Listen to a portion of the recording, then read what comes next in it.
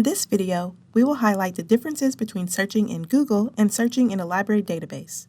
Our sample topic is the impact of microplastics on human health. Here, there are two windows open, one to Google, the other to Academic Search Complete, which is a multidisciplinary database that should bring a wide range of results, not focusing on one discipline, which is similar to how Google searches, not only covering one subject area. The first difference we see between these databases is how we enter our search terms.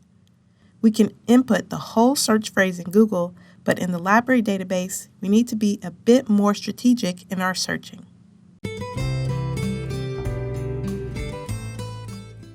Next, notice the suggested search terms offered by both Google and Academic Search Complete. The Google search terms are created using an algorithm of what you may want, and that algorithm is based on sales and commerce. The Academic Search Complete search term suggestions are generated based on controlled vocabulary, which are terms indexed in the database.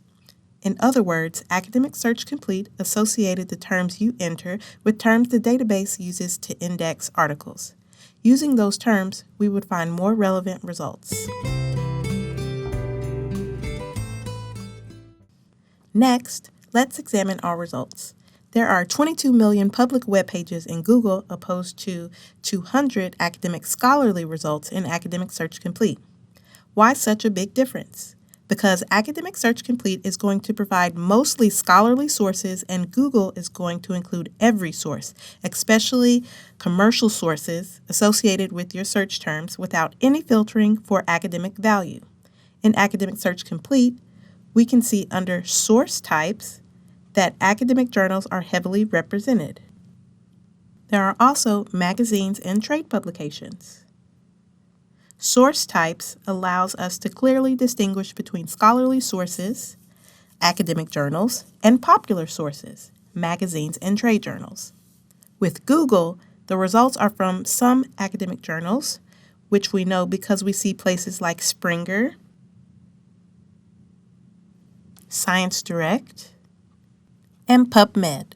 But there are also news sources, YouTube videos, images, and popular magazine sources like Science,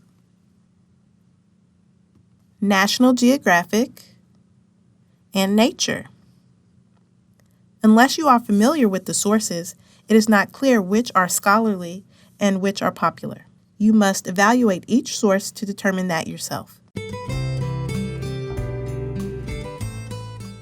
In Google, even if the source is scholarly, we do not know that we will have access to the full article. If you search through a library database, you will have already authenticated to get into the database. So in most instances, you will have access to everything within the database without hitting a paywall. You can filter by content you have access to only. You can limit to full text in Academic Search Complete. Next, let's consider options for focusing our results to make them more relevant. This is done using filters. Google has filters displayed up top versus Academic Search Complete, which has them on the left side and a few on the right.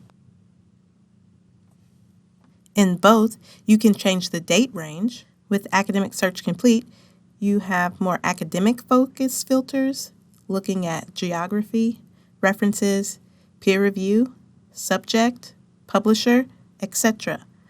While Google, it's more for a popular search, where you can buy books on your topic or look at news stories, videos, or images.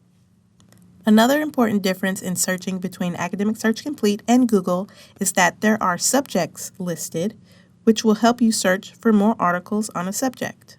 Along with the subjects is the option to read the abstract on an article, which makes hunting for a useful material more efficient. You do not have to click on and open every result.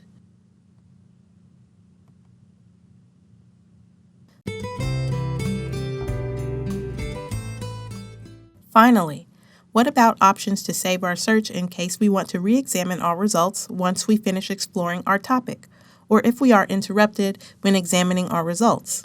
Google gives you an option to save items in a collection, but you cannot export the items to a citation management system like with the library database, nor can you really save your search, though Google remembers what you have searched. Once you clear your cache, though, the search is gone. In Academic Search Complete, if you are signed in to your account, the search is always saved.